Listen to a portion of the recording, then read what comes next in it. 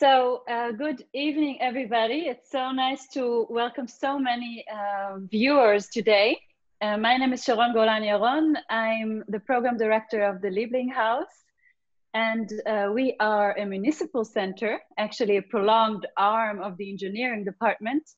And we are today dealing with the research lab. So every week we present to you from our research lab either researchers we just did or topics which are contemporary and we want to discuss.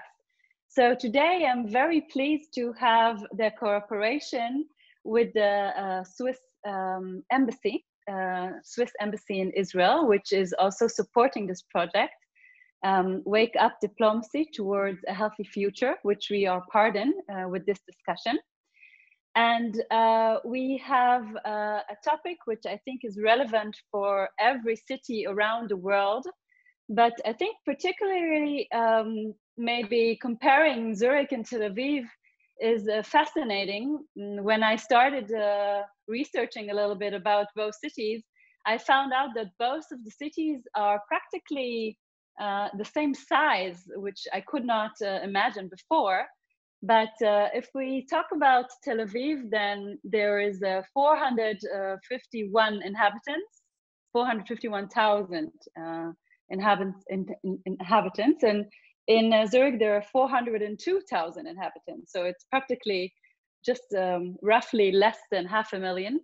In Zurich, there is 88 square kilometers, where in Tel Aviv, there is only 52 square kilometers. Both cities face the water, which is, I think, very important when we talk about public space in general. And also very interesting is the fact that Tel Aviv, as part of Israel, is growing very fast, so 2% per year, whereas Zurich is growing by 0.8% per year. So these are facts that, of course, we need to consider when planning the public space. So today I'm very pleased to welcome 4 speakers, which all deal with creating the public space as we speak, really. And of course, public space nowadays is a very, very burning issue because with COVID-19 and all the shutdown we were facing, the public space has gathered more importance. And people use it in a whole different manner than they used to before.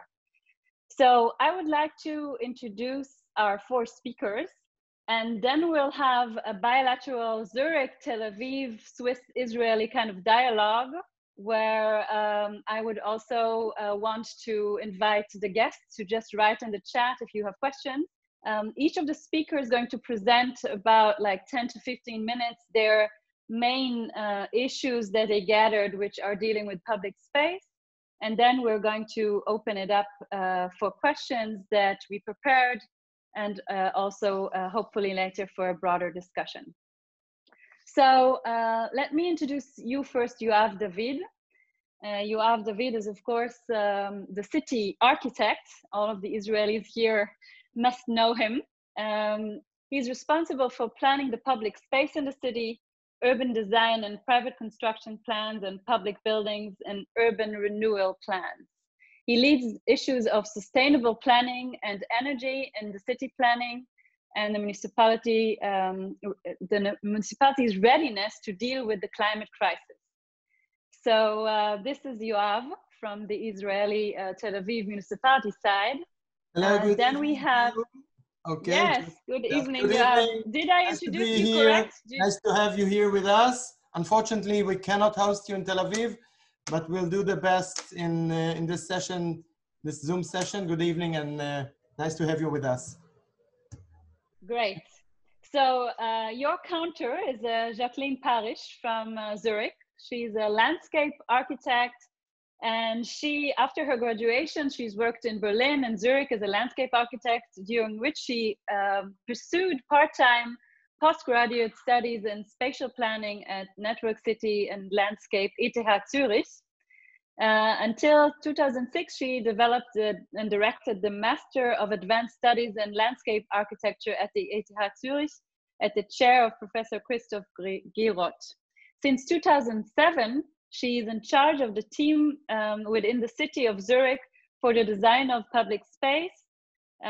She has been since then a guest lecturer, expert, or a jury member in competitions on the issues related to public spaces in Switzerland and other countries. Then I'm very pleased to introduce Robin Winogrand. I hope I say your name correctly. Please feel free to interrupt. She's a landscape architect and an urban designer. She's co-founder and Studio Vulkan since 2014 till 2020, where she's also done her own project while continuing collaborations with the studio. She's working interdisciplinary and internationally on projects, juries, lectures, teaching and publishing. And nowadays she's teaching at the Harvard Graduate School of Design. And we have Matanya Zak from Tel Aviv. She's a B'Tzalel graduate architect. She graduated landscape architect from the ETH, and she's founding partner in Zak Reichel Shelter Expense. An associate professor in the Faculty of Architecture and Urban Planning at the Technion, where she funded Land Basics.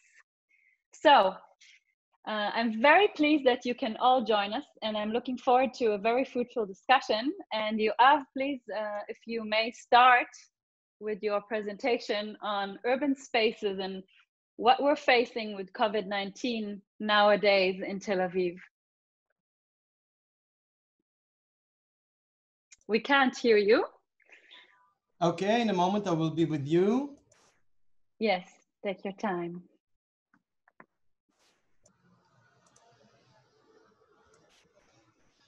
Okay, good evening, everybody. Good evening, Zurich. Guten Abend, Zurich. Hello, Tel Aviv. I'm very pleased to be here with you and very glad to host you here in this Zoom meeting dealing with public space in Tel Aviv and our challenges during the COVID-19 area. I would like to start, just a moment. Sorry. I would like to take you some 100 years back to the birth of Tel Aviv. For the people who don't know, Tel Aviv was established in 1909. A group of people standing in the sands of Tel Aviv for a lottery for their plots. And some 100 years after it, this is the place. This is the center, the CBD of Tel Aviv, of Rothschild Boulevard, the same kiosk that you see here at Boulevard Rothschild with the houses of the 30s or the 20s is now the biggest challenges of integrating new high-rise, mixed use, old building for preservation, and residence and business at the same area for having a lively and vivid city, conserving the White City area, which was announced by UNESCO as a heritage site in 2003, and establishing great public spaces like this, for example, the central piazza of the National Theater, Habima, at the center of Tel Aviv. We are a shore city. We have 14 kilometers of beach, and we have 3 religions of residents, Jews, Muslims, and Christians living together. As you see, an open city, accepting all people, a very democratic and open city in its atmosphere. About public space, we were defining the public structure of the city with these elements, the urban parks that we have at the southern part of Tel Aviv, at the center along the Yarkon River, and at the north part, 3 urban parks.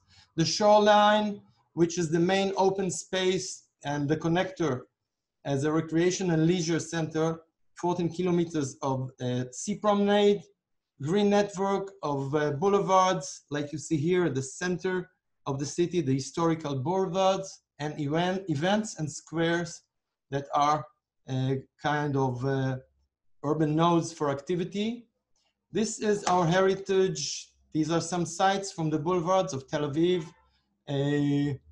This is one of the last connectors between the parts of the boulevard.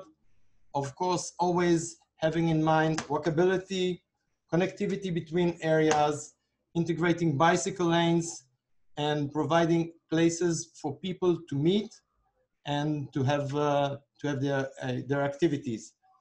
All these are photos before the COVID-19. I would like to take you now for a short visit between one of our green network axis from east part of Tel Aviv, Sderot HaHaskala that you see here, in a residential area, crossing the bridge for pedestrians and cyclists only at the highway of Ayalon. The bridge is open something like half a year now, and connecting us to the central area of Tel Aviv, an area of Giv'on, used to be a parking lot, and now is an open square with, I think, a kind of evolution challenge, because it will take time until we have these facades and until all the cafes will open. One of the challenges was providing shade, which is something we accomplished last summer.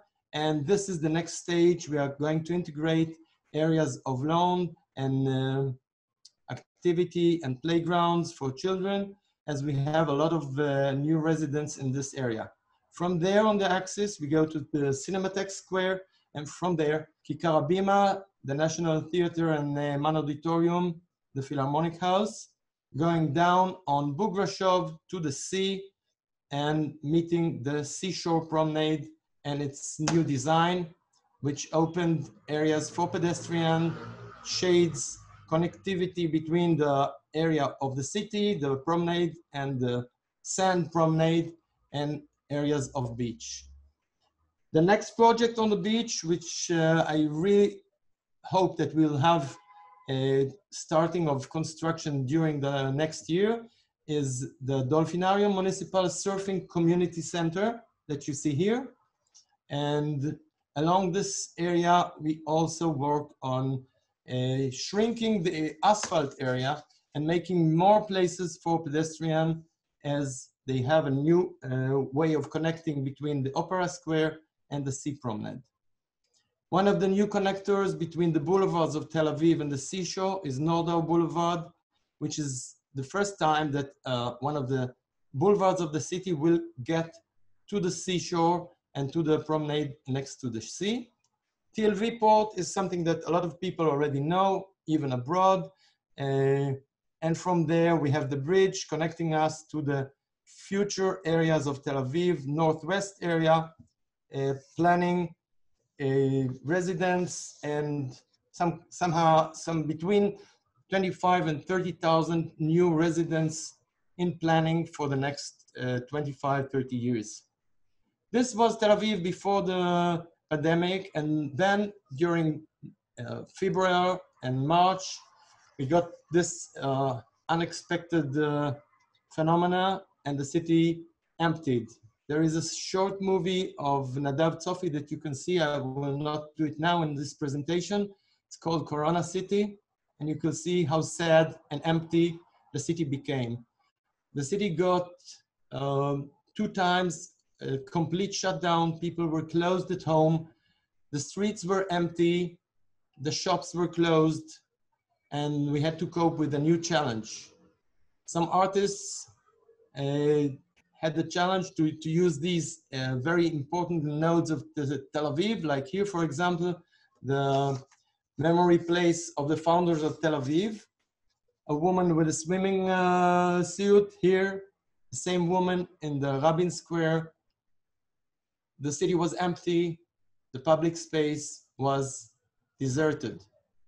So the artists could have a day or two for experiments, but as a challenge, the people, the residents, had to cope with a new situation. People were very frightened. We even photoed this. Somebody made this graffiti on one of the city maps: nothing will be the same. And then after this crisis, we started to think what we can do.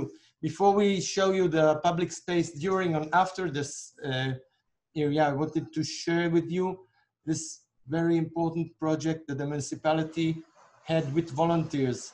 These are queuing cars for food distribution by volunteers. The cars were standing here and thousands of people that were bound to their homes and could not get out, not to shops, even if there were elderly people or children that are used to get their food, their hot meal at school. They were all bound to their homes and couldn't get out. So the municipality had this volunteering project, and thousands of people and cars got and distributed food all over the city. What did we lose during this time? We lost the beach, we lost the activities in the park, and we lost all our vivid part of commercial streets and encounters in the public space. We got a limit of 100 meters from home, so people who had this small garden next to their home could enjoy it, even under this curfew or shutdown. People who live very close to these areas in the center of the city could enjoy the small parks and the neighborhood, the green areas in the neighborhood. A few months before the Corona stroke, we established the new Tina Dizengoff Square, and it became one of the most important places. People just took the chairs or a picnic and had the opportunity to go out in these squares, very informal, very spontaneous, and we saw a lot of people using this public space. For example, even in the holy days, the religious days of the beginning of the year, you see here a lot of people praying with distance between them, using the public space as a synagogue. What we did also do during this period, we took areas that were areas for cars, the asphalt, the part of the street which was for cars, and we painted it and put some chairs and arranged places for the business and for the restaurant to provide people the opportunity to sit and have a break in the public space. Religious places had to make barriers of plastic and nylon in order to have their activities indoors. And the municipality, for example, just before the Corona, at the end of February, we took Levinsky Street, which was a street that you see here, the dimensions. Just 30% from the street was for pedestrian. The main part was for cars passing and parking. What we did, we took and made 100% of this section place for pedestrian, and we got the opportunity for people who live in an area that does not have green areas, that does not have nature, to enjoy the street, the opportunity to meet on the street, have some relax and time outs, even for handicaps, even for people who are very close, cannot be very far from their home, could the opportunity to have activity in the street without any big efforts, just closing the street for car. For the food business, we made these kind of parklets that gave opportunity to people sit outside, and when there was no shutdown, this solution gave a very good opportunity to hang out outside. As you see here, another street, just 3 barriers that make it a street that you can manage. So during nights, you could have it as an area to meet, and during day you can take them off and connect the neighborhood to the main chain. Another area that was tested was Ashtoria Farhi. These are the sketches, and these are places that are for children. And half a year ago, this was an area that was for parking. So there was a connectivity between the facade, the commercial area, and the square that we have here. A lot of children, people enjoy this place. During this challenge, we have another one. The city is under construction for mass transit lines. We have the red line, which is going to be opened in a year and a half, the green line, and the purple line. All these are under construction at the same time. So we have the opportunity to redesign and make new areas for pedestrian. Boulevard Jerusalem in Jaffa will be opened as a pedestrian area from side to side. Just in several parts, you can have cars going and passing this area, but you will have from facade to facade pedestrian walkable areas. At the part of the Ottomanic railway part, we established a new park, Shatzap Park HaMesila, which is open. And for the last 2 weeks, we had a festival of loving art. This is the main square of National Theatre and the Philharmonic Auditorium. A great gathering of people, a kind of festival. You see, people don't have the opportunity to be in the restaurant, so they hang out on like small boxes and cases and have their coffee or their beer, having the blanket as a picnic area in the boulevard, enjoying this art performance during this week, queuing, waiting for their coffee and having a break on the benches outside at the public space. We even opened areas in one of the public buildings which had a fence surrounding it, and now people can enjoy this place. We provide bookshelves and shaders, and this area is working day and night. It's really one of the success of the last 2 months. And even in Northern Boulevard, areas for people, for children to stay, hang out, chat, and sit in the shade. So this is a short visit in Tel Aviv, and you're all invited to the next summer to have a yoga session in Tel Aviv Port. I hope you enjoyed it, and I hope we'll meet in a better time. And I wish all of you a very healthy year, because it's now the beginning of 2021. We look forward to this year to have a solution for this crisis and to meet you here in Tel Aviv. Thank you very much. Thank you, Yoav, for this wonderful introduction to what's happening in Tel Aviv. We'll have the chance to discuss the things later. So I would like to invite Jacqueline now to show what's going on in Zurich from her side. And afterwards, we'll have the time to discuss the two cities. I just want to add a small fact that I forgot to mention before, that Tel Aviv is about 111 years old, whereas Zurich is 2,000 years old. So I'm sure time, now is, of course, also changing when we have a lockdown and Corona, but just to get a feeling of the city, I think it's very important to state. So please, Jacqueline, if you may. Yes. Thank you very much for the invitation. Can you see? Hang on.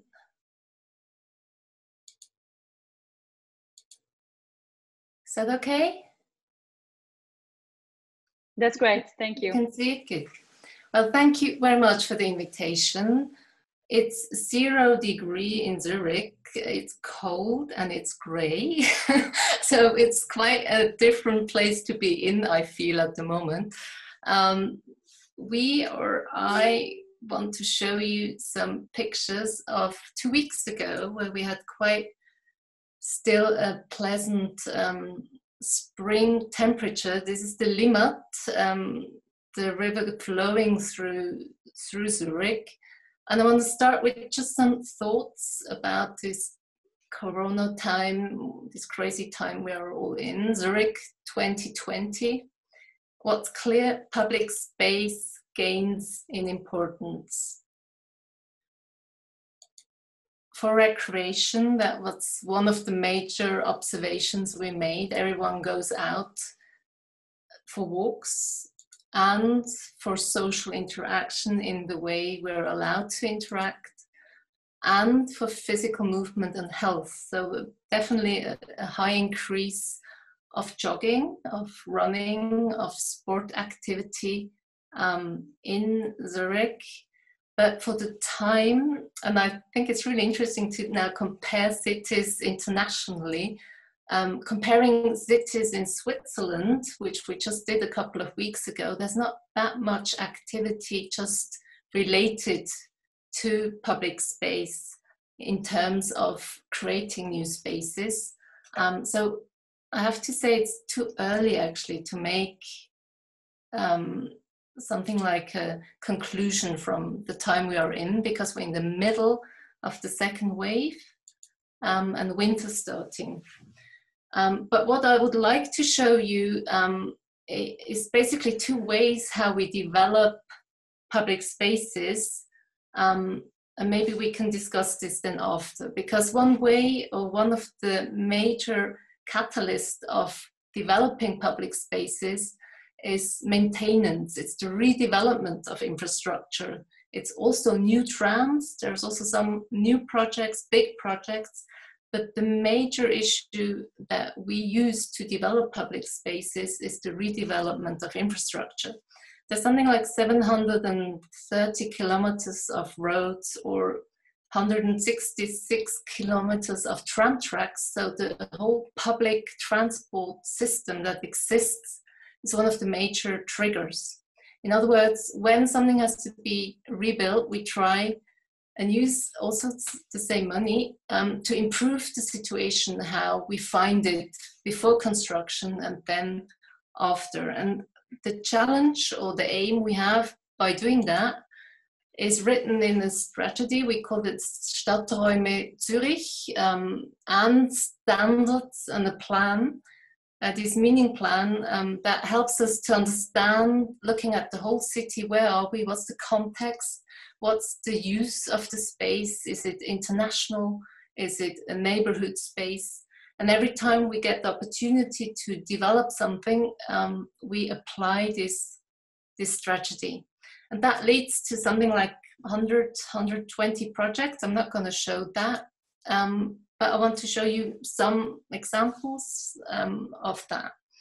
So using this strategic basis, Stadträume Zürich, also has the aim that we have a clear hierarchy that we look at when we develop space. I just showed you that plan that shows the difference between international, is it more a neighborhood, so who lives there.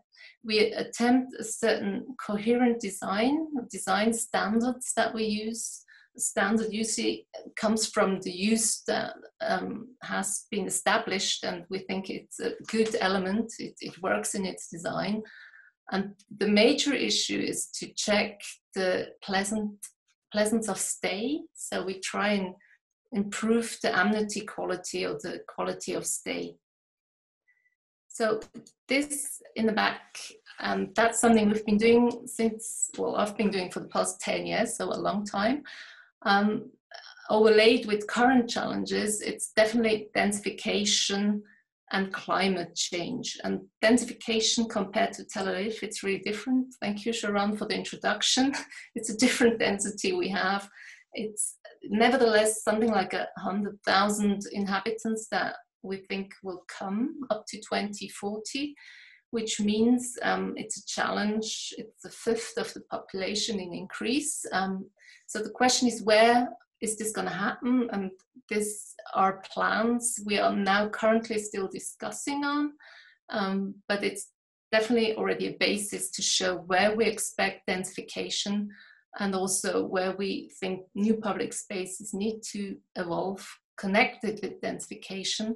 And it's also the basis of the whole transportation that we try to shift from roads more to public transport, pedestrian and bicycle. Bicycle is a big big issue which we work on. The second issue or challenge is climate or the reduction of heat. We published this May, and I'm not going to go in detail, but it shows so-called hotspots where we know many people live already there or will move there, which we want to improve the quality of temperature, particularly at night, but also at daytime. And the other big issue is cooling weather that comes from the hills, which we shouldn't disrupt or we need to keep. And with that, just briefly, Zurich is a city that evolved along the river Limmat, which I showed you as an introductory image. and evolved or moved then in its development towards the Lake Zurich. And then industry made of the city grow into this direction, and then up over the hill on the other side to the Glattal. And what's basically in terms of climate and also characterizing public spaces is topography, the two hills that also have this cooling effect on the city, which we need to work with and not disturb. I'm going to show you just 3 examples, but I think they illustrate quite nicely a difference in how this idea or this tragedy of the Stadträume Zurich have been implied. The first is the biggest public space of Zurich, the Sechseleuten-Platz, which we were able to construct in 2014.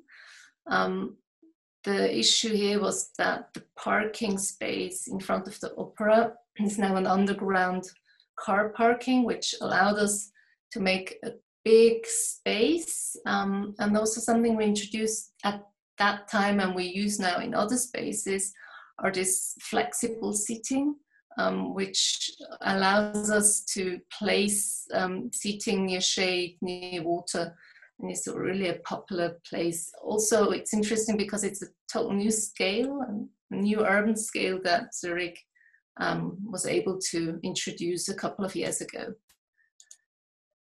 The second example is something very different. It's more a neighborhood-orientated space, really amazing. It was this road that you see here in 2009.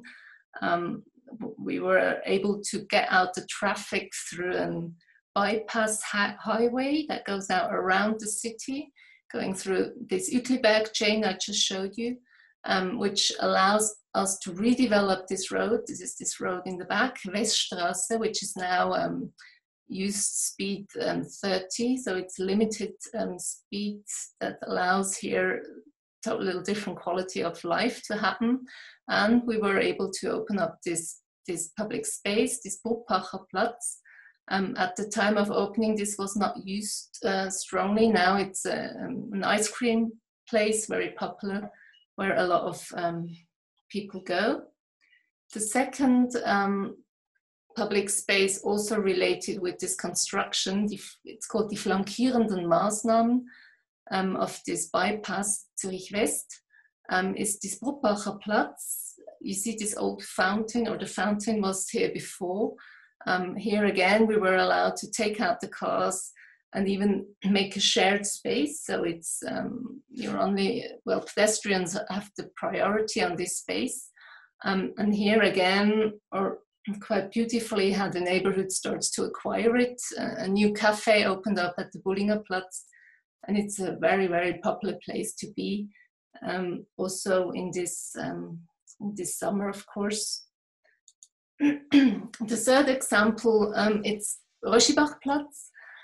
Here it wasn't a lot the reconstruction, but it was the initiative of the neighbors or of the Quartier, sorry, how do you say that? The borough. Anyway, they came to the city and said, we want district, maybe? District, thank you. They came and said, we want to use our main space in a different way. As you see it again here, it was very traffic dominated.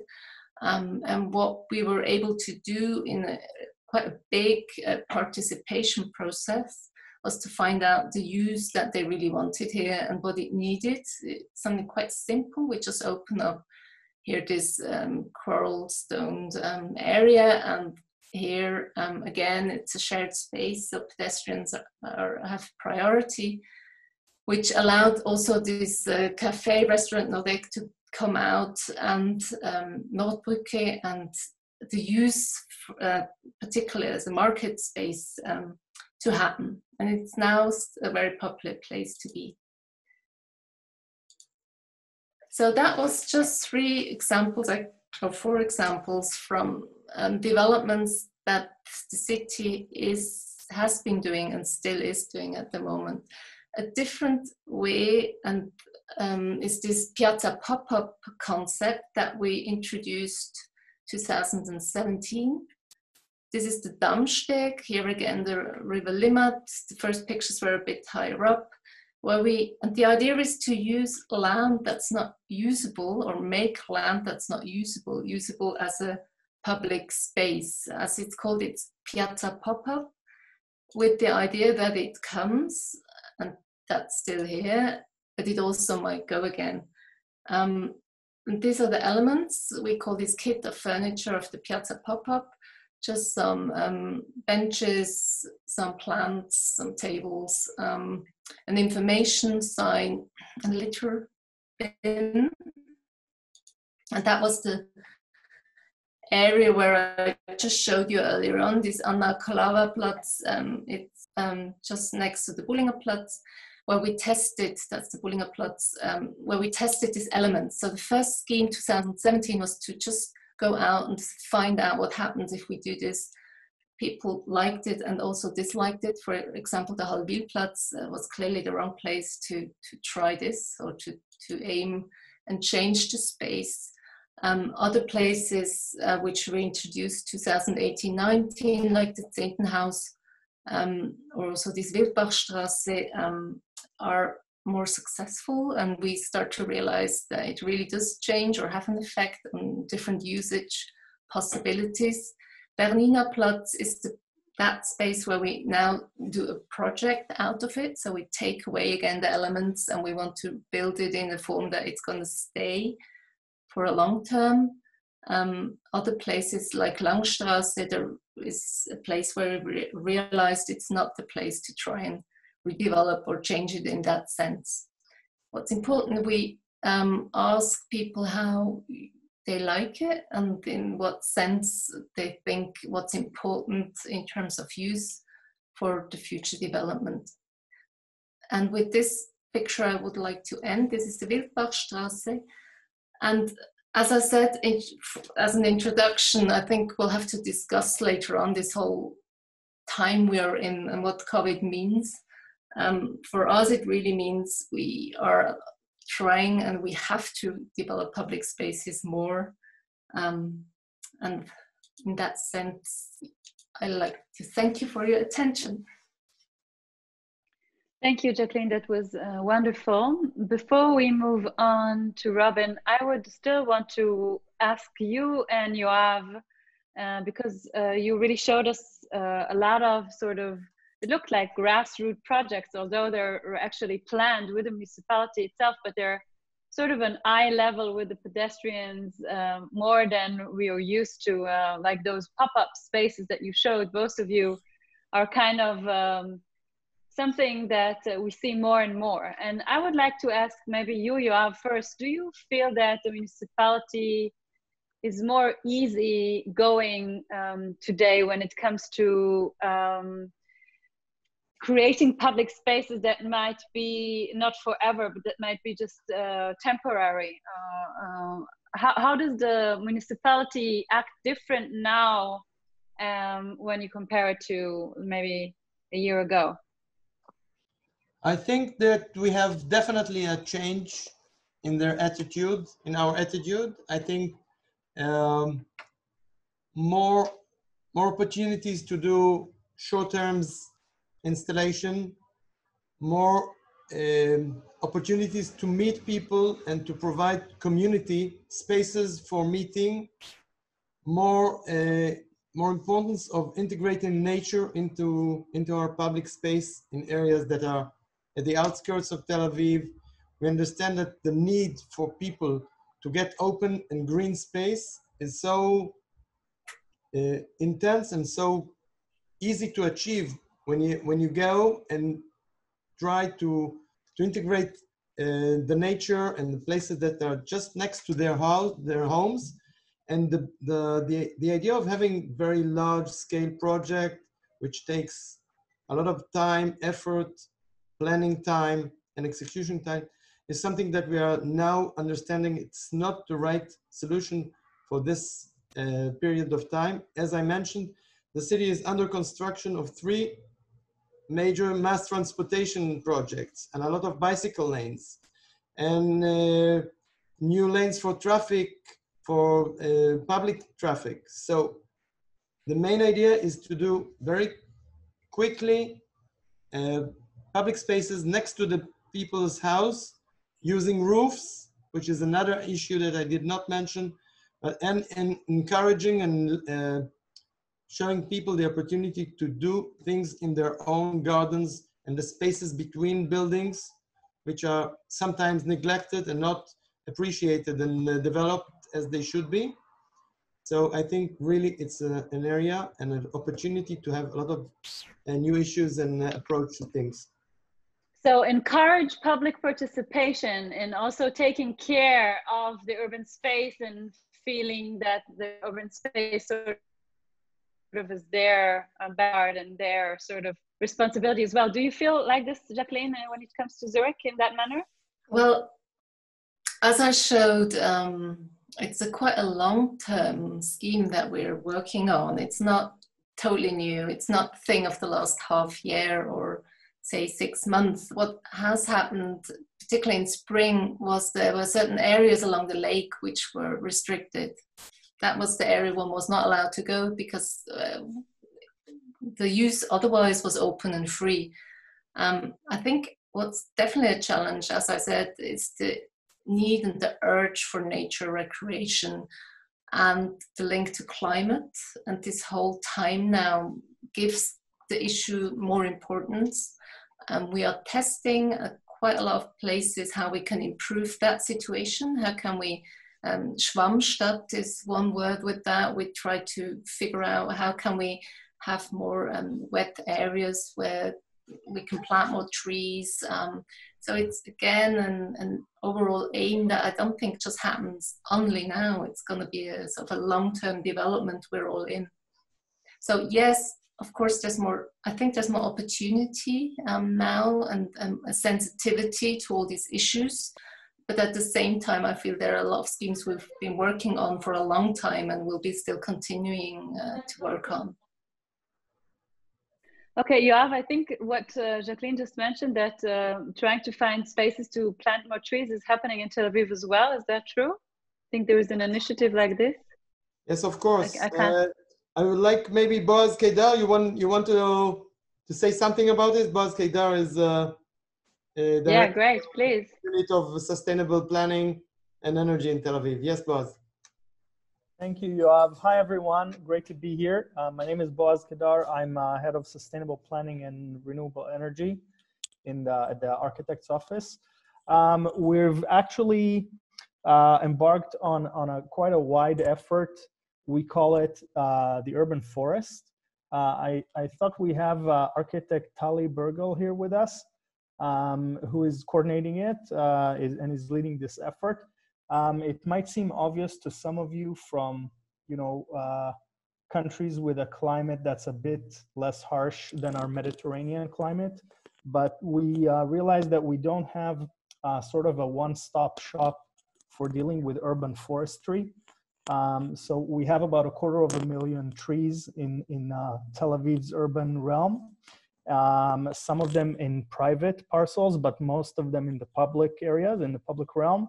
And we noticed that we don't have one entity which coordinates all the actions that are going on. So that's an effort that we embarked on a few months ago, and it's already taking shape. We know that trees are our number one asset to combat our heating summers, and they have many ecological virtues that we can all benefit from. So obviously that's one effort that we're concentrating on. So on the one hand, being very stringent about cutting down existing trees, because like Yoav said, we have quite numerous infrastructure efforts going on simultaneously. And on the other hand, we plan to increase the number of trees that we have in the city within the next decade, and hopefully that'll take shape quite soon. Thank you, Yoav. I think we're going to, Yoav, and I'm sorry, also Boaz, We will, I'm sure, continue this discussion more in depth with Tali in another round that will aim only for this issue. So thank you, Boaz, for being here, and I hope to hear from you again soon. I would like to jump back to Zurich and go to Robin, who is going to show us a little bit of her projects that she's doing nowadays in public areas. So please, Robin. Thank you very much, Sharon. It's a super pleasure to have been able to take part in this. Thank you for the ability to join Jacqueline.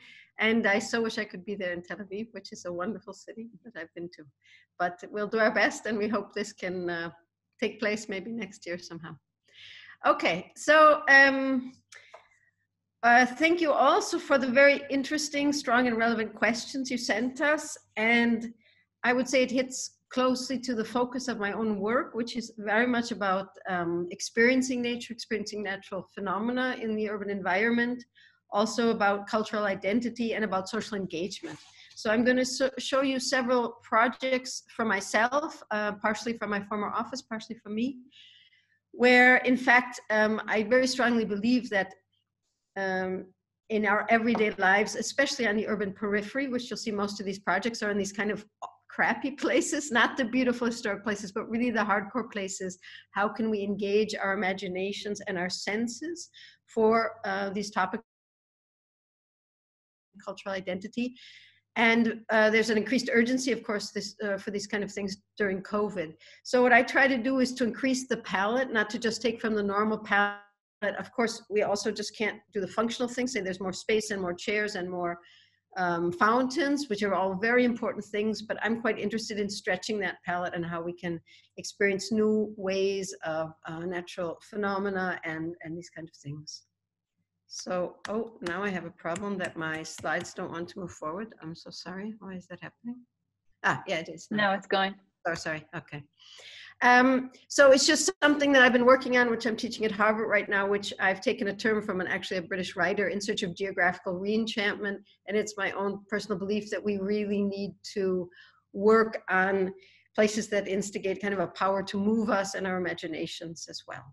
So I'll show us a quick series of projects. I won't go into depth, but just to talk about how I try to work with these natural phenomena.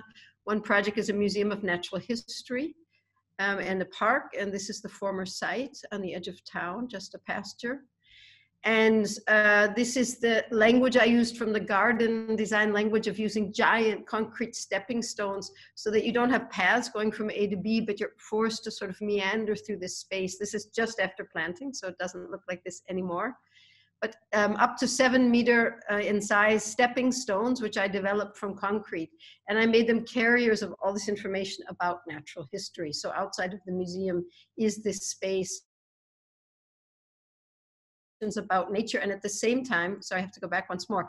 The joke is it's sitting on top of a highway tunnel. So people are supposed to immerse themselves in the topic, the phenomenon, but they're sitting on a highway tunnel on the outskirts of town looking at all this junky surroundings. So these pavers, I have to see, these pavers become these carriers of, I just want to say, can you hear me? Yes, please raise your hand. If not, I see my connection's unstable today. So just raise your hand if you don't hear me, please. So this is a way, the natural stone of this region is actually called nagelfluor. It's this very, looks just like this picture in the middle. And concrete is a natural form of this same natural stone. They're actually the same thing, but it's organic. So by using these pavers and sort of mistreating them and playing in this game of pressing drain mats or using wooden slats, or slamming the concrete to make it show its natural character, and playing with this idea of nature and culture, of natural identity, throwing fossils into these stones. Fossils that used to be in this area, it used to be a tropical climate, putting in big expressions from the natural history. And this is, you see it developing now into this sort of magical crawl through and explore this natural world in terms of plants. And there are many riddles using the plants, using plants that aren't native, that are native, using this concrete and so on to become an incredible expression of the natural history of the site. and how this can engage the user moving through the site, which is basically an urban site. The next is the park of the airport. It's a new park at the airport of Zurich. It's a competition. We were able to win an international competition, and I just call it natural preservation meets shopping mall. You see here the airport of Zurich on the northern edge. And this green circle in the middle surrounded by highways is actually the site of the park. So again, it's a very urban site. And this need, how do you make an imaginative space? How can you experience nature in such a place? The site has a very particular history. It's sort of like a wedding cake. It's a glacier moraine. And then that glacier moraine, so it's gravel from the glacier, from the Alps. And at a certain point in the 70s, they decided to build a highway going to the airport, and they cut this glacier moraine off from its surroundings. And to compensate for the highway, they planted it with woodlands and wetlands and meadows and put it under natural preservation. So you have a very humorous layering of natural and artificial landscapes, like nature, the glacier moraine, then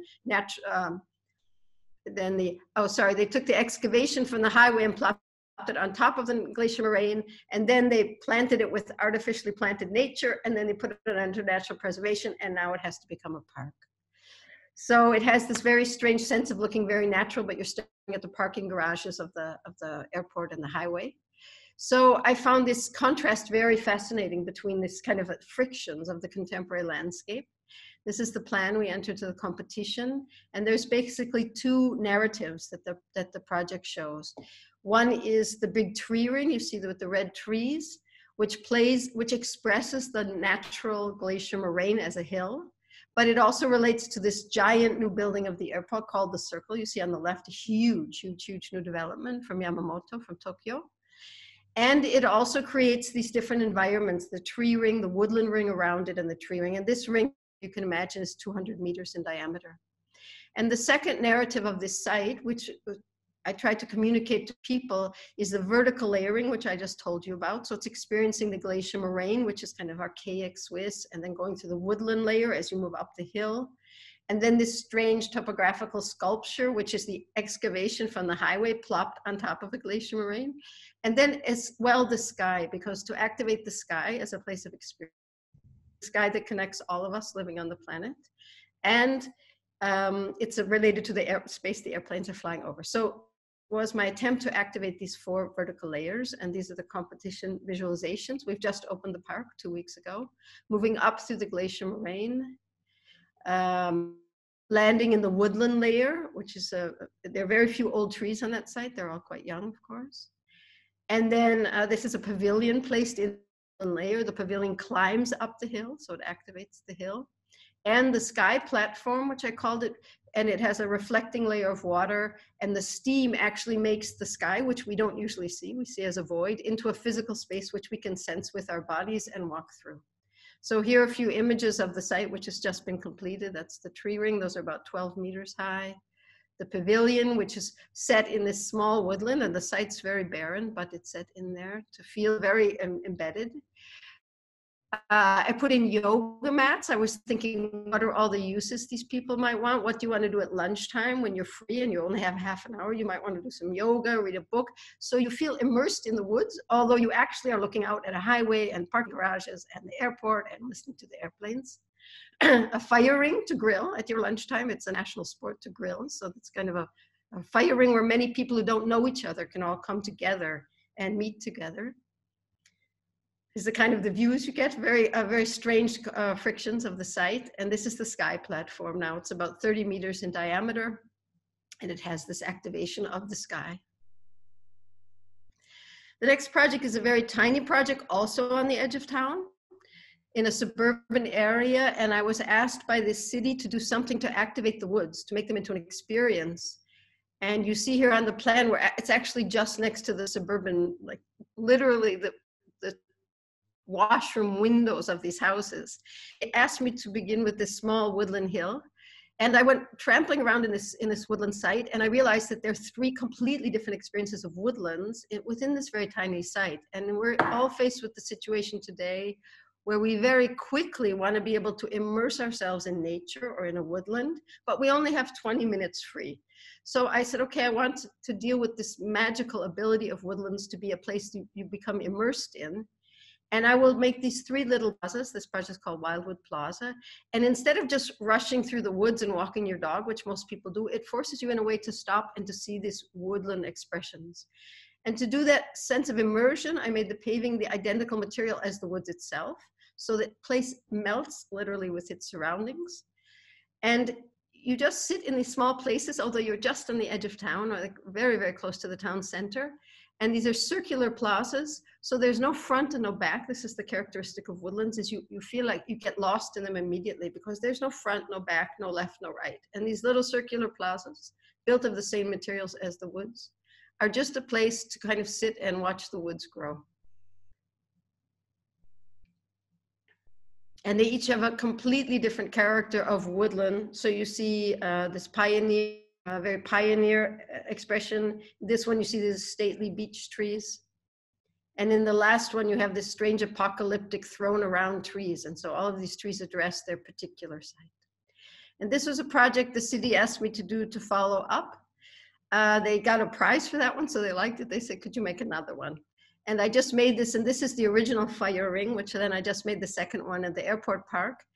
And this is again about this social activation and about experiencing nature. This is a very highly used field for grilling. To the left, a lake. And I was asked to do anything I wanted on this site. Actually, I chose the site myself. And so I made this 10-meter diameter, sort of a cowboy fire ring, where all kinds of people who don't know each other could come. And if you see how the edge where the tree trunks are pushed back and forth, they all become small social niches where all kinds of groups can gather, and they can put their feet up, put their laptop, put their buffets, you can make a big party, whatever. And what's interesting is that I came out one day, there were a lot of teenagers here, and they said, oh, we love it, we come every night. And I said, well, why? And they said, because you still are with your group of friends, but you feel something in common. You feel something you're really feeling with each other. So again, this is very, very close to the sense of immersing yourself in nature, the feeling that it gives us, which is what we need also in the COVID times, the regenerational power of nature, to activate that in these very suburban, let's say neighborhoods, you could say. It's something that fascinates me. This is a very, very hardcore site, also on the edge of town. And again, I'm always looking for ways to spark the imagination, to move us emotionally. This was a competition on the entrance, western entrance of Zurich, for a sound barrier wall. And this is the site. It's 50 centimeters wide and 1 kilometer long. And there's a new law which says if a highway goes through a neighborhood, a residential area, it needs to have a sound barrier wall. So you can see how hardcore this site is and how difficult it might be to find a poetic expression or do something with the sound barrier wall. And I was quite, for many years now, interested in glass and how glass has the ability to gather its surroundings. It gathers the imagery of its surroundings. So I proposed that we used glass panels in different gradations of etchings. And this etched glass literally takes the imagery from its surroundings. So we were able to win this. It hasn't been constructed yet. And John Cage, I'll read the last sentence. He says, if you listen to Beethoven, it's always the same. But if you listen to traffic, it's always different. So this was kind of the magic of having the moment-to-moment changes within an urban context of artificial light, natural light, sunset, people bicycle riding past, office lighting, all these different experiences. It's a hill, a landscape hill, autumn colors, office building, bike rider, traffic lights, and presenting them as a kind of a screen, a performance screen of live kind of painting. So I just will go to my last few projects. I think I'm okay. This was also a competition where we were in a team of architects and a writer. It was an international open call with 80 teams in 2 phases for the next exposition. It's a national exposition of Switzerland. And an incredibly exciting task. You see here the entire eastern part of Switzerland, of the country of Switzerland, to the north, Germany, and to the east, Austria. And this was the site we were given, 3 states, or canton, they call them here. And it was an open question: what would you do for this expo? And so I think most teams, or probably all teams, were led by architects. We were the only ones, because we're quite strong as landscape architects. We said, we'll just take the whole territory. We're going to make the whole territory into the topic of the landscape, of the expo. So what we did is a reading of this landscape. We divided the entire territory into three, giving it three names. Above you see the lake landscape. In the middle, the urban landscape. That's the flat corridor where all the highways and the urban development are. And the turquoise at the bottom, you see the mountain landscape. At the bottom, you see a section cutting through. And we said, we're going to actually make a narration out of the landscape. And the landscape is a huge topic in Switzerland. It's in the paper every day. But every lobby has something to say about landscape, the real estate, the traffic planners, the ecologists, investors. Everyone's talking about landscape, but the landscape itself has no voice. So the idea was to give the landscape back a voice. And each of these three bands, we gave a question. In the mountains, where do we come from? And so it's all about the narrative of the historic uses of the landscape. In the urban landscape band, who are we today? The whole idea of progress, technology, etc. And at the lake, where are we going? Where you have this great desire for the future, looking across to other countries, and being in the water, which is a place of kind of mental desire. And oops, lagging behind, sorry. I don't know what this is. Hello? Curious. I'm so sorry. Here we go. Okay. So we gave each of these bands an entire system of characteristics and traits and natural resources and storytelling. And the idea would be that all these people would be going around meeting on boats and in farmhouses and all these things and having a discourse about the contemporary landscape. And there's two kind of jokes to this thing, and one is that 300 train wagons were just becoming free at the moment where this expo should take place. So we were able to use them as a kind of a rolling expo to move through the landscape, where you'd hear recordings, fictive, real stories, historical facts, kind of in a magical telling. And on the right side, you see what we call the treasure map, which is that every person would get a personalized treasure map of the landscape according to their own interests, so that everyone could travel through the landscape, meet other people, and discover all these adventures. And there'd be all these kind of icons and places to go. And so you'd be actually living through this sort of landscape experience with, you know, a couple of million other people discussing landscape, discussing contemporary landscape, artists meeting farmers, meeting politicians, and discussing how we deal with the landscape as a topic. And to finish, just one more project. This happens to be just across the border, but Zurich's very close to the German border. And we were talking about a cultural identity. It was one of your questions. And the last project, of course, deals with nature and landscape, but also deals with cultural identity of Switzerland. And this last project is, in fact, about cultural identity. And I found it very fascinating. I'm Jewish myself, and this is a former Nazi military base. Then it became a US military base years, and finally became the NATO headquarters for Europe. And this was also an international two-phase competition we were able to win, which asked the question to take all these spaces, the parade grounds, the riding grounds for the horses, the former Nazi military gardens, and all these strange fragments of open space, and make it into a contemporary park open to all the public, because this has been walled off since the 1930s when it was built. Here you see a couple of images of the site. This is the main entrance, built in the 1930s. This is the old former parade grounds, where of course it's a show of power and of military power, of control over the people. The vegetation as we found it when we were there, unfortunately they've cleaned it up. It was a very magical place. And all the surveillance cameras all over the site at all the edges. And so, again, this is I'll tell the part of the concept that's from me is a kind of a historical rereading. And of course, from the 27 teams, no one can make a humorous statement about this kind of history, except maybe a Jewish person, because we have that right, let's say, to play with this. And my idea was that you need to have a way to have the people access this terrorizing history. And so they have to be able to have a way to come close to it, but maybe with a kind of a humor as well.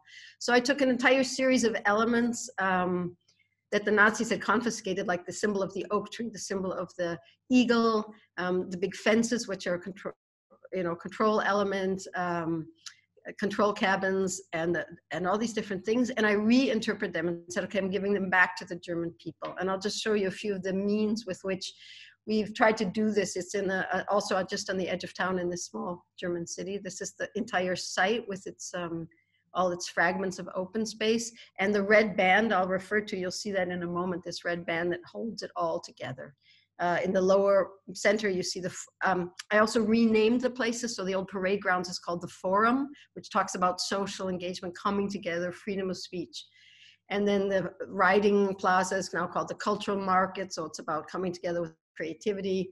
Then the park from the old Nazi elite above, etc. So there are all these different strange spaces, and how we propose to reactivate them in an entirely new way. And our project we called the Park of Encounters. So it's all about people coming together and encountering themselves, but also the history.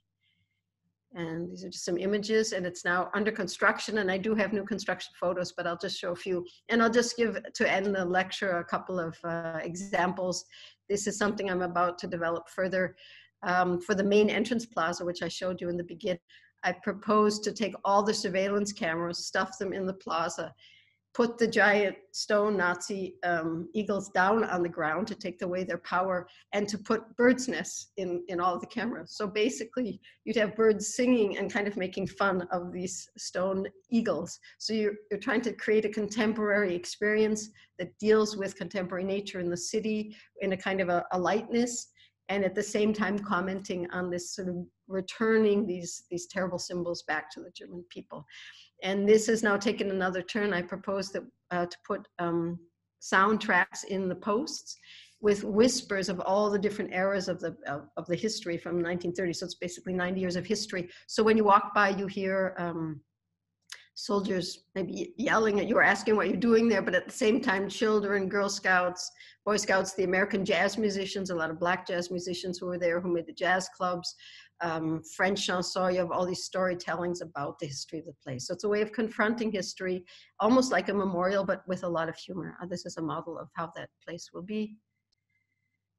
And this is another fantastic idea of grinding up all the paving from all the eras, from all the 90 years, and we've recycled them into this paving and made that red band that connects all the spaces. So you're walking on history as you walk through the site. And then the last image is just on top of all these different things we've done with the park, is putting a new layer of these rubber-coated chairs, which are also sort of landscapes that bring people together. So it's this new sort of joyous layer of the seating, a red band that connects all the spaces, to put a way to engage the people in a new positive way. So thank you very much. Thank you, Robin, for all those wonderful projects you showed us, and of course for this very brave way of dealing with the last one. I really admire that. We have one more speaker from Tel Aviv, and then we'll open the discussion. So it's Matania Zak, please, if you may. Thank you, Sharon. I'll share my screen.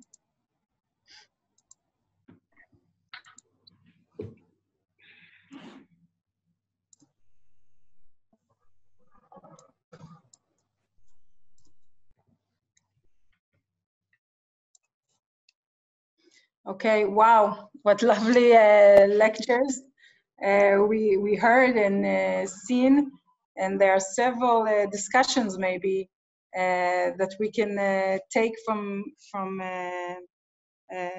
these great lectures. I prepared several slides, and I want to talk about several ideas. I won't show projects into deep. It feels like you're seeing my screen, right, Sharon? Yeah, yes. Yeah, we see it. Yeah, great. So it feels like we might say it's the revival of public space on so many levels, here from the Dizengoff Square in Tel Aviv. And we must remember that there is, of course, quite a difference between lockdown days, which Yoav David showed, where the city is actually deserted and empties, and then to maybe more partial limitations, like we are under these days, for example. And of course, this photo is taken several weeks ago. All the cafes around the squares are open only for takeaway, and we see this excitement and usage of public space that we love so much. And I'll touch on that later a bit. And here for my English, for those who speak English, you can read in blue what I'm trying to say, and those who read Hebrew can see it in more detail. But we're talking about the performative landscape. It's not that it wasn't there before, this notion of the importance of public space in our urban environment. We are used to put so many roles on our landscapes and urban public spaces.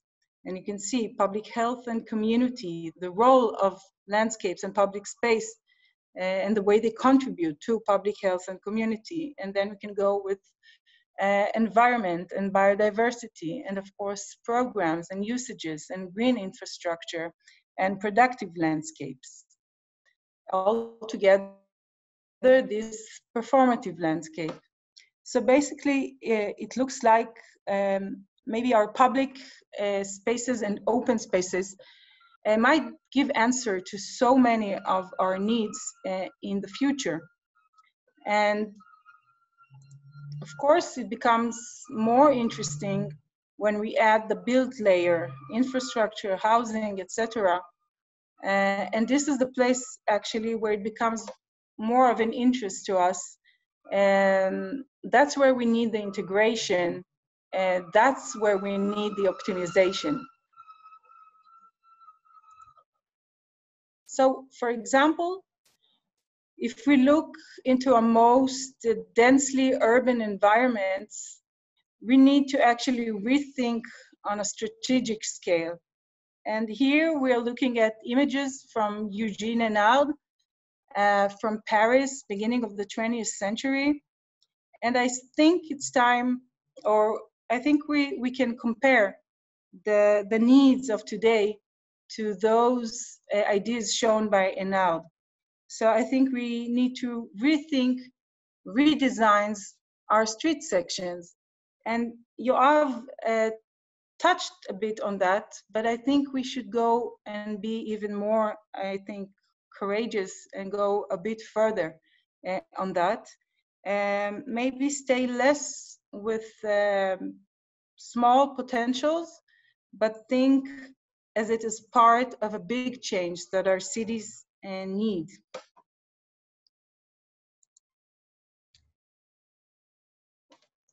Because if we just have a look on, for example, Chen Boulevard, that we love so much, part of the boulevard systems given to us by Geddes, the first city planner of Tel Aviv, and we have several of these going across the city, and we see what happened.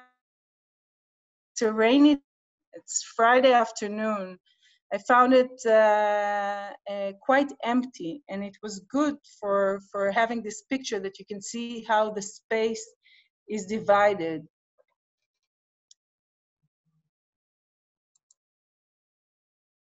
But I would think that we need to think of those boulevards not as only connective routes. And, you know, when we speak to people from the municipality, there are, the thing we like the most is when our streets are so busy and hectic. We like to see people, like this lovely photo from Dizengoff Square that I showed. But people who walk in the streets, in our streets in Tel Aviv, and cycle, we know that there are several difficulties. And what I'm calling here, what I'm trying to show in this simple image is actually an idea that we can do or not do tomorrow. We can discuss, and maybe it's good and maybe it's less good. But the idea is that we need to really make a big change in our street sections. And here, just by taking, for example, the bicycle lane out of the boulevard, giving it to pedestrians, and having, even instead of parking places, having one lane on one side, and on the other we might keep the cars and the parking places, but maybe also offer a rain garden from time to time, from every like 3 or 5. This is just examples, because like I said before, we need our streets, we need to give much more than they do today. But what's important for me is even going further. I think what we are missing in our streets is the flaneur. I think we need to go back to the idea of a street garden, places to go quietly, calmly, to sit on a bench and have the connective routes apart. And it's not so far-fetched. This is the same boulevard, the beginning in the mid of the 20th century. And you can see in the middle, this space for walking, of course, but also sitting, contemplating, discussing, looking. And it's quite amusing to see where the bicycle is actually going, I think, in the correct place. And this is just a hint for this big change that I'm looking forward to. I believe it's going to happen. And there are, of course, many ways to do so. The first one I showed is quite simple. But here, from a project we did back in 2010 in Bat Yam, south of Tel Aviv, to those who don't know. This is our project Green to Blue, working on an existing path connecting the city boardwalk and the sea through an open air parking lot. It's quite unimaginable to think of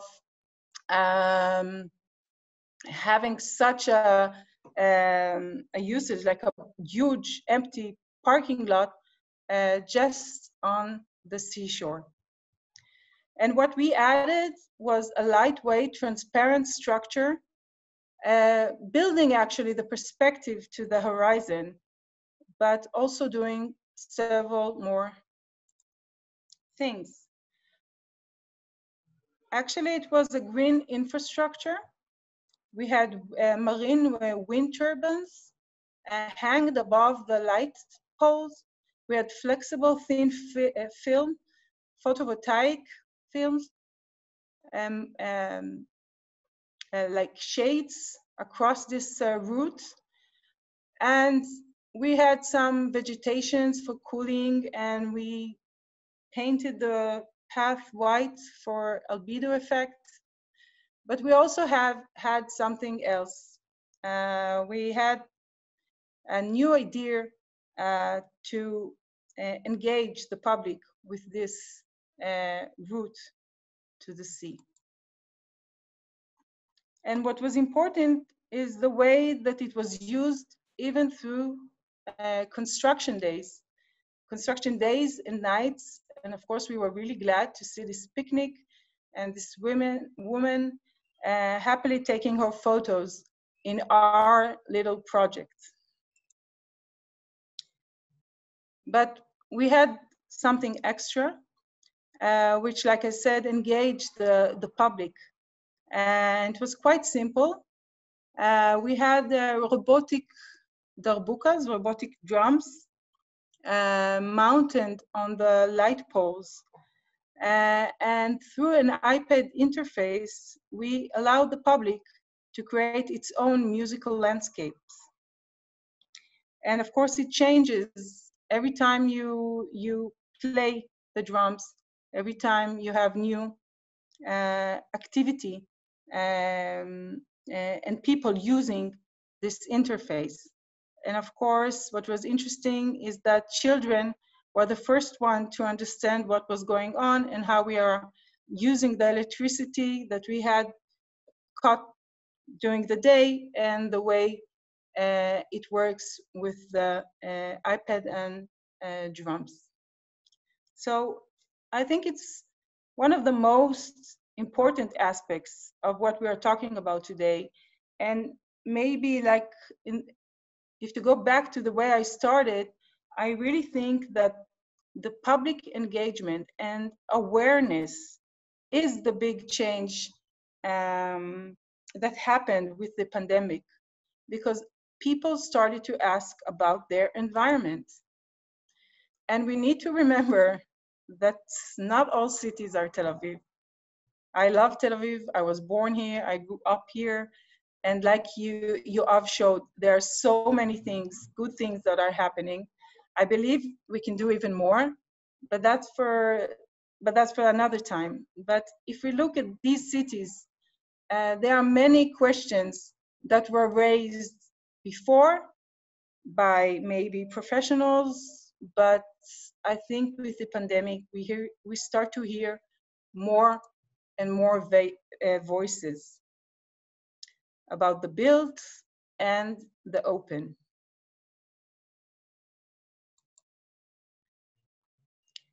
So like I said, we are starting to ask what is out there 100 and 500 meters away. And this is from a neighborhood in Beersheba, and people that know the way neighborhoods are developed in Israel by the National Land Authority.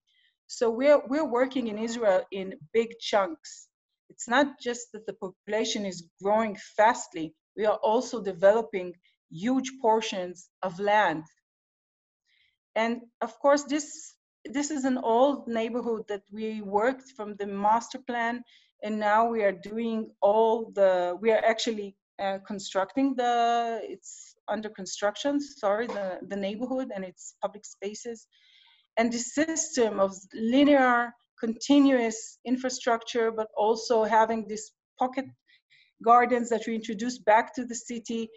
And we checked ourselves and we wanted to see, well, are we giving all of the apartments this accessibility to open space that is so important, especially under the situations that we are confronted in the past month. And what you see here is like what is really transparent. It means it's covered at least once, and then the more dense it gets, it means it's giving access to many more apartments. And of course, what is out there, it's not just about the amount, but also the feeling and the textures and the programs or no programs and trees and like I said before, the performative landscape also concerning heat and water, and several of you touched upon it before. So just a quick image. And to almost, sorry. It moved, sorry.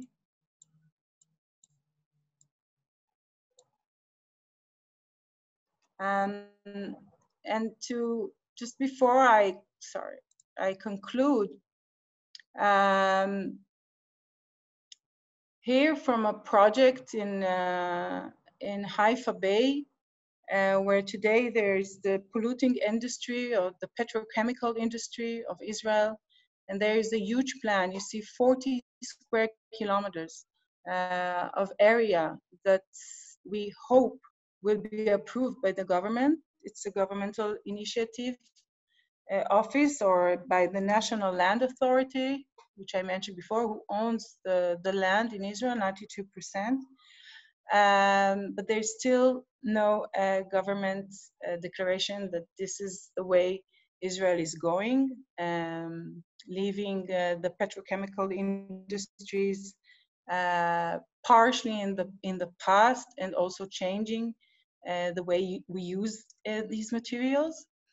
And of course, our goal was to not just look at the industries themselves and this huge development and the way this sites or area is built from, but to also go out, map, and discover all these special water environments that are characteristic of this site as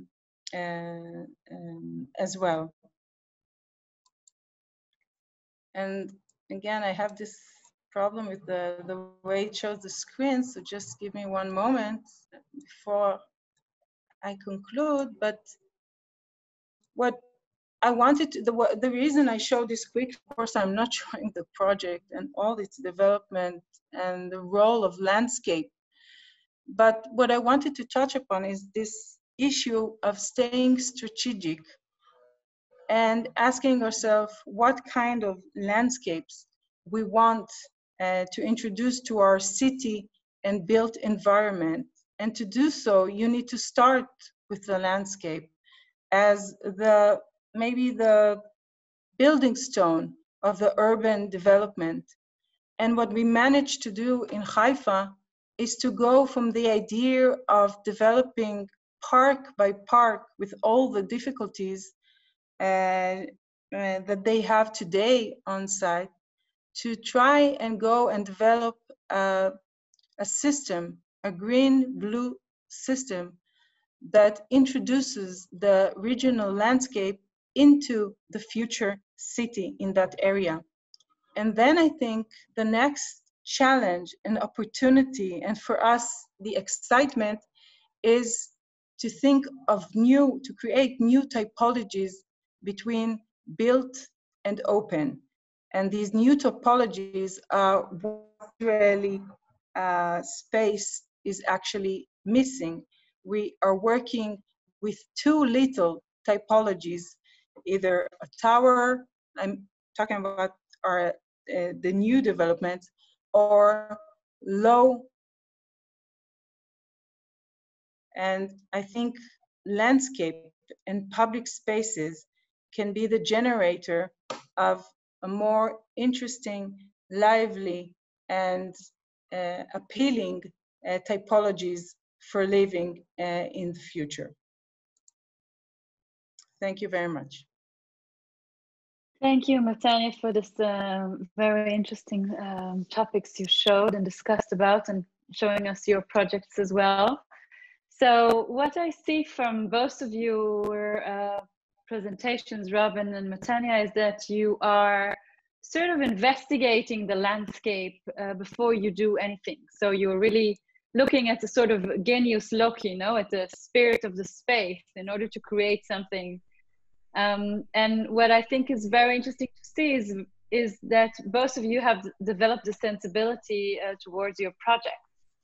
So I would ask again next sort of question, because we stand that now with the Corona times, we all become more sensitive towards our public areas. But Robin, perhaps I will start with you. Is how do you think that space can be sort of a glue for a community, or how would you design or think about designing a space when you want to give a sort of identity to a space, to a community even? Yes, a very nice question, very complex one. I think, as we all do as landscape architects, come originally from urban design, is going into depth about the users is really important, to say what are all the possible users to the site, and all of their age groups, all of their needs, all of their wishes, and in a funny way, all of their dreams, you know, how to activate their imagination. So how would an 8-year-old boy, 50-year-old woman, or a 3-year-old, or a parent, or how can all of these people be captured in this space? What can we offer them? Is the space central point is to actually walk through each user group and imagine how that space can capture them. And then, of course, the site itself, and going through the site and looking for all this potential. It's almost, I think of it sometimes like having a divining rod, because some sites you don't really know what they're going to give you. For example, the airport site, if you really look at it, it's actually a real site. So you think, well, how are you going to make something happen there? So how do we approach a site and sort of divine out of that place all of its potential? to become a very inspiring place to be. And how can we weave it into the city fabric? How can we weave it into its edges? How can we make the entire place, including all of its built edges, stronger than it was before? So we really have to go into an incredible depth to kind of capture these moments. And then we have to use our imaginations, of course, as well, to imagine places that weren't there before. Because if we just make the kind of obvious things, they're fine, they're just fine, but they don't necessarily bring identity to a place. If we say, okay, there's benches and trees and paths and so on, does that make a strong identity? So what I spend a lot of my energy on is trying to understand how identity works and how I can use my creative powers to make a place that becomes a really strong magnet. In that way, maybe that fire ring that I made, that big fire ring or something, that becomes an incredible new magnet for the social tissue, and it explains the place it's in. So the place becomes much powerful and it draws in many people. So it's this sort of multi-sided activation that makes the power of place. And that's something I've become more and more interested in is how can I make the most powerful place? How can cities do it? And say, okay, that's what Jacqueline in the standards they did. There's the normal everyday places, but then there's sometimes these very special places. And how do cities make really, really powerful places, as we know from great cities, in addition, urban gardening and the benches and so on. I think cities need all of that. And can I just add one more thing? So it's a bit of a long answer, but it's just so charming. I just want to quote Kevin Lynch, who probably many of you know, the Image of the City, a fantastic book if you don't know it yet. And I remember being so impressed very young, before even I was a landscape architect, how he wrote that they did all these mental mapping in the United States. They did in LA, I think Boston, and I forget the third city. And they found out that when people do mental mapping of their cities, that a good majority of them speak via the open space. So they'll say, like, I went along that. Every day I go to work and I go along that row of palm trees and I land at that park and then I look over to the ocean and then I whatever. And that's how we orient. So that open space is actually known to be an incredibly powerful force for our urban experiences. And that's what's so beautiful about it. Thank you very much, Robin, for this wonderful answer. I would like to jump back to you. You have one question from the audience. I'm just going to quickly translate it to Hebrew, to English, I'm sorry. Does the municipal planning of Tel Aviv as a project come from above? Is it like something that is applied also in other municipalities? Or is it like a private initiative of Tel Aviv? It's from Michael Goldenberg. Yeah, I think most of the initiative in Tel Aviv for public space renewal and development is municipality challenges that we are even planning and funding. It's a matter of municipality. What I thought in Matanya's approach and what she showed us in several examples are different cities and different situations.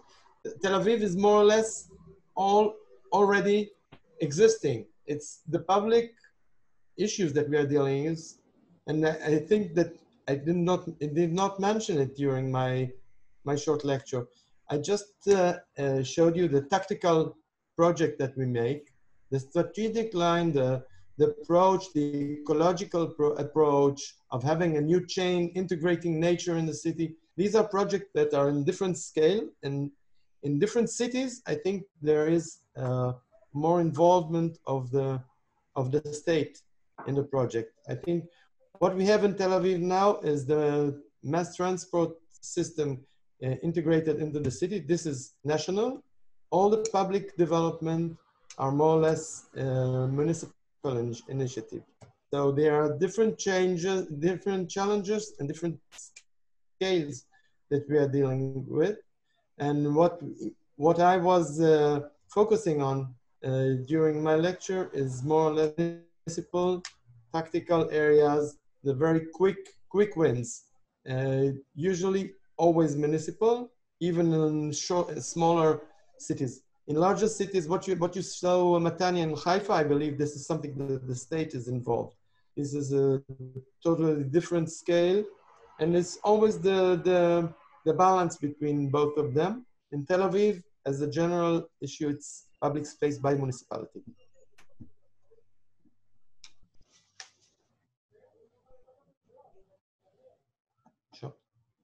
Sharon?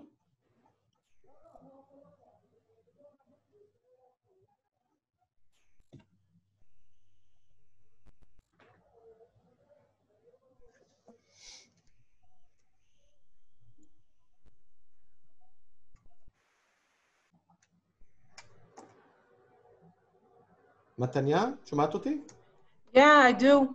Maybe I would like to answer. I like very much the ideas that you were speaking about, the active and the calm. A lot of ideas that you were showing are really relevant for us. We are trying now with the new policy for parking to take out a lot of parking spaces and to integrate the green infrastructure and to bring nature into the center of the city. It's not so easy. It's a process that will take time, but your ideas and approach are really relevant. So thank you for this. Yoav, I think it's a high time we work together.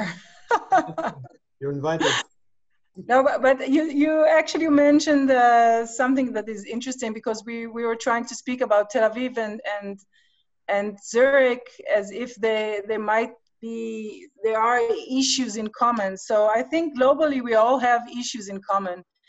But it's not only that I showed other cities and situations and planning authorities that are different, but I think we all also understood how different Zurich is from Tel Aviv. At the same time that we have, of course, things that bother us or that we are trying to do that are the same. What I also found interesting, and I think it's nice to note, is that most of the things we showed are basically things that we started to work on years before the pandemic. And this is why it was important for me to mention that there is a difference between the lockdown and then the days or semi-normal, I wish it's not the normal, so I say semi-normal days that we are in today, which are very different. You showed the city deserted, and then we show the city with the limitations that we have today, partial limitations, and then this, the way we appropriate space. And the last point that you're saying is how people are inventive and the way they appropriate space in so many different ways. And I think our role, most of the times, is to give them the stage for public and engagement activities and meeting spaces, and maybe not more than that. Thank you for your answer. I think it's a great way of saying it, that sometimes as planners want to do too much. No, sometimes we just need to say, okay, we'll just listen and see what the people themselves sort of design. So I think this aspect is really interesting to think about as planners. And I think now in the Corona times, perhaps urban designers are the most needed in all times, because public spaces gain so much more importance. There is one more question from the audience that I would actually want to ask Jacqueline. There was a student who was wondering if the public institutions themselves, you think, would still remain the same, like if the role of public space is going to shift from public institutions to the open space, or if you think that everything stays the same. I know that you said that you don't want to conclude too much what's going to happen, because we're just in midst of this COVID situation, but I just want to open this question to you and perhaps to others and ask you if you think that the pandemic has really changed something in the way we plan our cities today. So Jacqueline, we will start with you. Well, thank you for the question, and also thank you to everyone for the contribution. I'm highly inspired as a professional and not just as a person working for Zurich. I think what might be something that's a little bit in common in some contributions we heard, it's sort of the need to rethink traditional way of looking at space. The Rue Future, which you showed, Tanya, I think that's a really old illustration, but at the same time it was again showing how maybe there were people thinking this systematic way of urban hundreds of years ago, and I think it's now the time to rethink norms. We're so used to conventions, we're so used to adding functions, and I think it's the potential of rethinking these conventions. So that's something which I feel is in the potential we are in the middle in. Some pictures that you showed from Tel Aviv, we actually also are generating now in Zurich of this, what are streets all about, or how might we think streets in a different way? So that's quite in common, and I think that started before COVID. But maybe the potential of testing, of trying, of usage that's different. So I think that's something we can take out of the time we are in. The role of the public, or your question, Sharon, I really can't answer that. I don't want to answer that. We're in the middle of it. But what I think is fascinating is how quickly things can change. These rules and regulations on one side, but at the same side, or on the other side, how spaces become used or usable in a different way within hours. So that's something I think will inspire the professional life. And again, I think these examples of the middle scale of landscape being something that creates quality in the long term. We're in climate debates, but at the same time, I believe after experiencing this year, how much urge there is to go out for recreation, to have something else in common. I think that hopefully will also generate new projects. At this middle scale, this urban development, also Robin, what you showed, this spaces we seek for new identities. So I'm actually very inspired by what you've shown, and I think this, this potential is definitely here. Is this an answer? Yeah, that's a great answer. Thank you, Jacqueline.